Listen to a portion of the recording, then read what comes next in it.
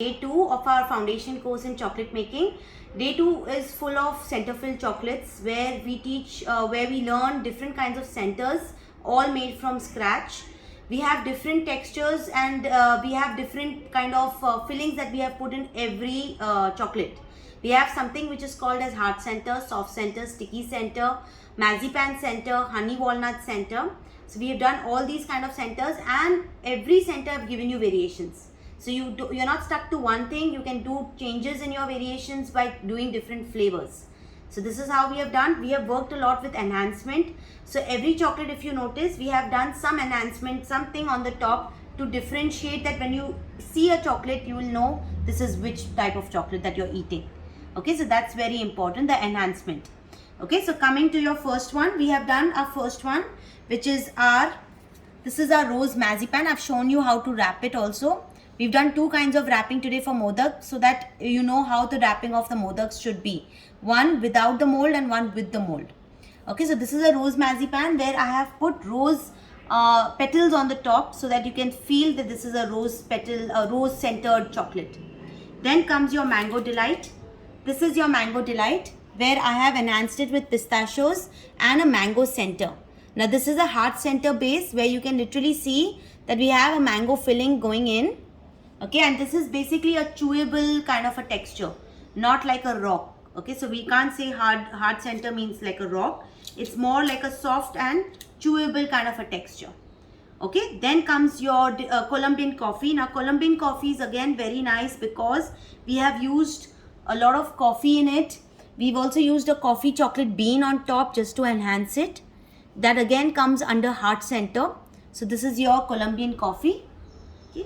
Then we have done something which is your oozing chocolate where we learned soft centered chocolates. Now soft center is something where it just oozes out. Okay, it will never set. So we have to eat that chocolate in one pop. Now this is soft centered chocolate where I taught you butterscotch. Again, I've shown you the wrapping of it where I've enhanced it with a butterscotch on the top. Now butterscotch, with the butterscotch granules, you get a nice crunch as well as oozing. Okay, the same variation we have done in coffee orange. So this is your coffee orange. Again, that is an oozing center where you will find a soft center coming out with a coffee and a pinch of orange. So that's how we have a coffee orange center.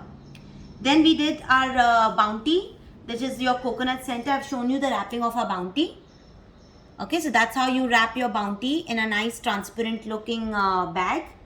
The same method in the bounty, we have done something which is called as pina colada.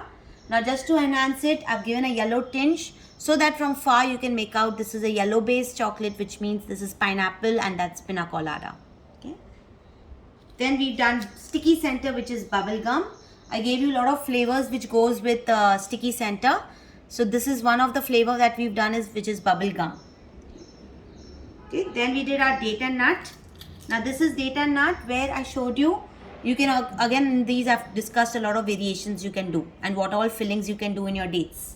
This is almond buns, so I have called this as my almond and date chocolate with of course your dry fruits on the top. Then this is your honey walnut. Today I have done date and walnut. So it's walnut and a date touch, and this is how I have shown you the wrapping also. Okay. Then comes, yeah, tell me. Okay. Then comes your mint. This is your mint square. This will be very, very simple, subtle. As I told you, even for your mint, you can do a lot of variations. Okay, so this we have done like a mint square, like a mint thin. And we've also done a lollipop. And this is how you wrap your lollipop. Okay, we've discussed the wrapping part. We've discussed the pricing. How you will transport it, that's very, very important. The transportation is very important. The shelf life of all these chocolates, will be 3 days wherever I have used milk product. Okay, so apart from that, all the other chocolates can stay for longer time. Okay, so that's how you need to decide which chocolates can you transport and which chocolates you cannot transport.